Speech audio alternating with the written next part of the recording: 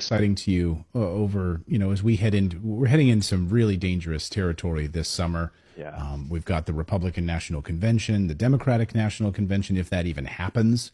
It's going to happen in Chicago, and whether or not they'll have President Biden coming in virtually and not being able to show up there, and whether they will cancel it altogether, or whether we will have an election Yeah. this fall, whether President Trump's conviction will be overturned through a mistrial, will he go to prison? I mean, it's not to mention nuclear war.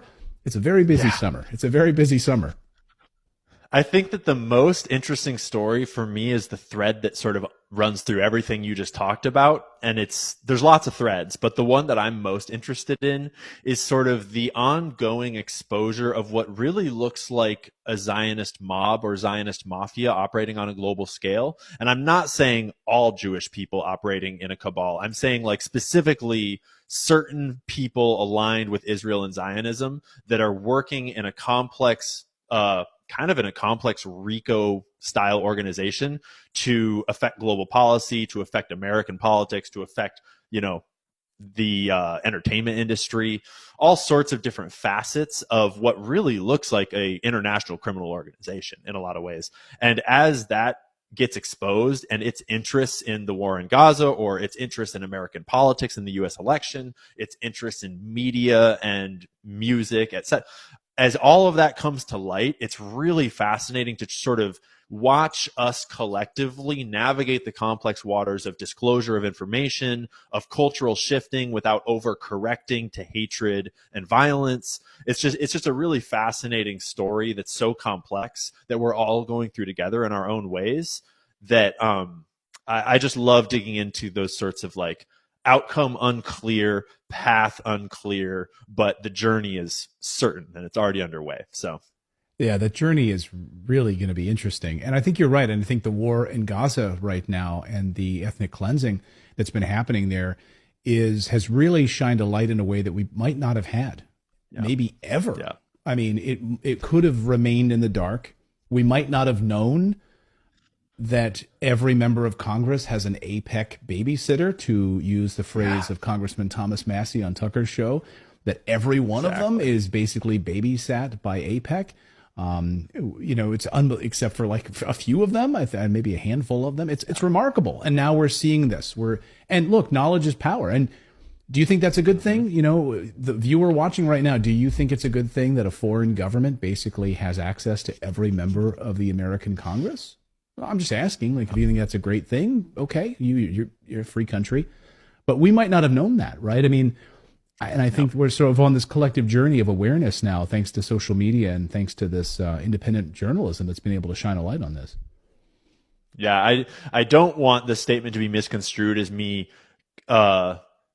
saying I support all the death that's happening over in Gaza and I support what Hamas has done in general. But right. I often think about, like, Hamas probably realized this would be the outcome. Like, it seems likely to me that at a certain point of their decision making as a group, they were deciding, we're going to put us Palestinians through hell, because by doing so, that's the only way that we think we can break the sort of global of silence that Israel has affected in the world. And I just can't help but think that they knew that a version of this would be the outcome, that they would have to go through great sacrifice and death as a people, but that it would probably expose a certain amount of the agenda and the silence. And it's regardless of whether they planned it or not, it's happening. It's happening on every level. And I think everyone's experiencing it in their own way, and everyone's waking up to it in their own time. So I hope we don't overcorrect to hatred and to, our own forms of violence. I hope that we can find a middle ground of peace and of understanding and reconciliation, but it's going to take hard work on all of our parts. I agree. And also the piece that, hey, October 7th, it was clearly well known ahead of time that this was about to happen.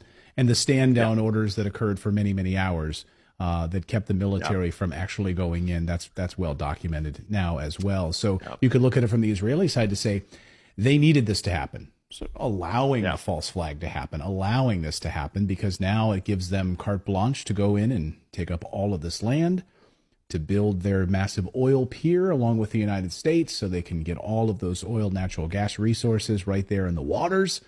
and it's all about money. We get full land grab.